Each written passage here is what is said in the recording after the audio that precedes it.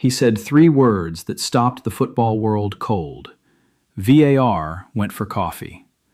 Those were the words of Ghana's head coach, spoken not as a joke, but as a raw, barely contained accusation directed at FIFA's own officials just minutes after the final whistle of one of the most controversial matches played at this World Cup so far. And when you understand what actually happened on that field in Foxborough, Massachusetts on Tuesday afternoon, you'll understand exactly why the entire football world is talking about it today. Because this wasn't just about one missed call. This was Ghana, the Black Stars, a nation that has lived through football heartbreak so brutal, so historic, so unfair, that many supporters never fully healed from it. And now, 16 years later, the wound has been ripped open again. But let's not get ahead of ourselves, because the full story of what happened on June 23rd deserves to be told from the beginning. And it starts not in Foxborough, Massachusetts, but in South Africa in the summer of 2010. Ghana were 90 minutes plus extra time away from becoming the first African nation in the history of football to reach a World Cup semi-final. One moment stood between them and history. A goal-bound header, goal-mouth scramble, and then a hand. Not the goalkeeper's hand, an outfield player's hand. Uruguay's Luis Suarez deliberately stopped the ball on the line with his fist, denied what would have been a certain goal, and accepted the red card that followed. Asamoah Gyan stepped up for the penalty that would have sent Ghana into the last four. He struck the crossbar. Uruguay won the shootout. The dream died. And the pain of that single moment, that single act of deliberate cheating that was punished but not corrected, became the defining wound of Ghanaian football. An open question that the sport has never fully answered. What happens when the rules of football allow an act of blatant dishonesty to go ultimately unpunished? 16 years later, Ghana came to this World Cup carrying that question with them. Captain Jordan Ayew had said it plainly when Ghana sealed qualification last October with a last-day winner. We knew this World Cup was our only chance to redeem ourselves. That word, redeem, carries the full weight of everything Ghana's football generation has endured. And on Tuesday, in a stadium in Massachusetts, a new chapter of that painful story was written.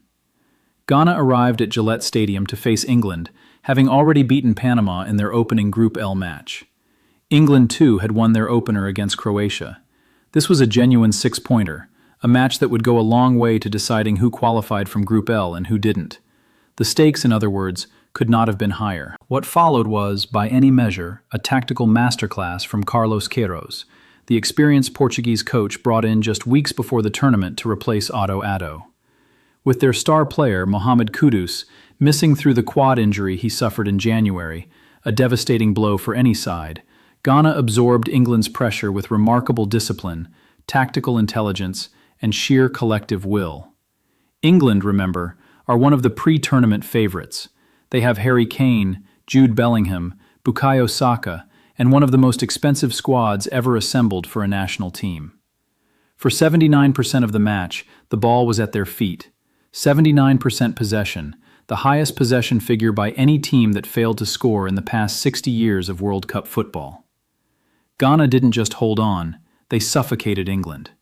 But in suffocating them, they also created chances of their own. And it was in those moments, those specific, crucial moments in the second half, where the story of this match transformed into something that will be debated long after this tournament has ended.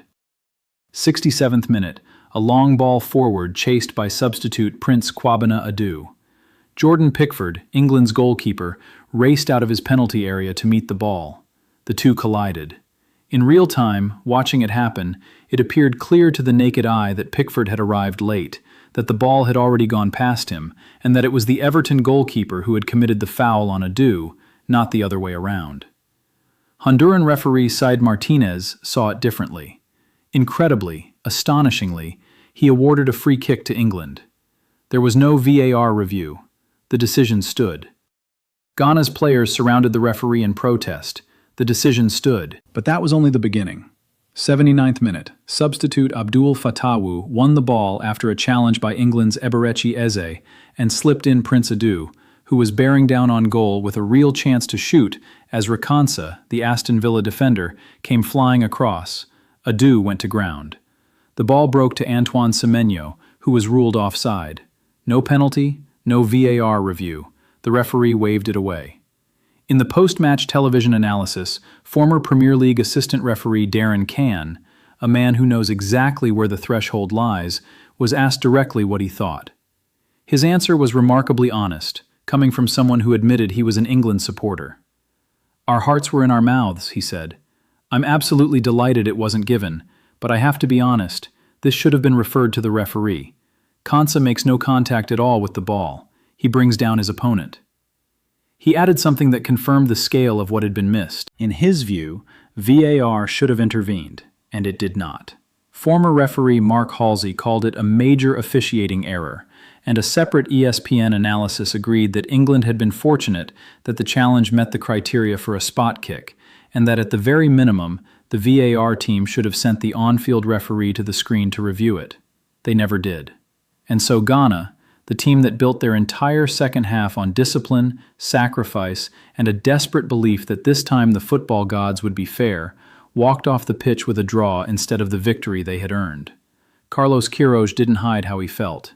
In the post-match press conference, he turned directly toward a FIFA official in the room, and with the controlled fury of a man who has stood on the touchlines at 5 World Cups, he delivered his verdict. "I'm not sure VAR is still working at this World Cup. Do we still have VAR? Because another penalty that they need to give Ghana, a clear penalty against England, it wasn't given. VAR went for coffee." He continued, "Once again, VAR went for a coffee. It's natural. I would also like to take my coffees once in a while. But it was a clear penalty, red card. Do you have any doubts about that? You guys who saw the game, do you have any doubts?" The room was silent. Because there is something in that question that cuts deeper than refereeing controversy. There is something in it that reaches back across 16 years to a goalmouth in Johannesburg, to a crossbar struck in anguish, to a generation of Ghanaian football supporters who were taught at the sport's highest level that the outcome does not always reflect the truth of what happened on the pitch. Ghana's players were not the only ones left seething. Even Jude Bellingham, in a moment caught on camera at halftime, was seen exchanging heated words with Queiroz as the teams walked off the field, reportedly triggered by a Bellingham tackle on Jerome Opoku that the Ghana bench felt deserved a yellow card. Bellingham, to his credit, acknowledged the tackle was rash and said he had no issue with Queiroz, just competitive edge in the heat of the moment. But the image of those two men in the tunnel, face to face, captured the raw tension of what had just taken place. And now, Ghana must move forward. They sit level on points with England at the top of Group L with 2 matches remaining. Their next fixture could define everything. Whether this group will produce another redemption story for the Black Stars, or another chapter in their long, painful education in World Cup justice. The VAR team that worked Tuesday's match has not publicly commented. FIFA has not responded to the controversy. Said Martinez has said nothing. The only voices that have been heard are those of Ghana. And they are saying, clearly and unmistakably, that something went wrong in Foxborough, and that on football's biggest stage, something going wrong is never simply a small thing. Because this is Ghana. This is a nation that came within the width of a crossbar of changing African football history. A nation that was told 16 years ago to accept the result and move on. They have never fully moved on. And on Tuesday afternoon, the football world was reminded exactly why.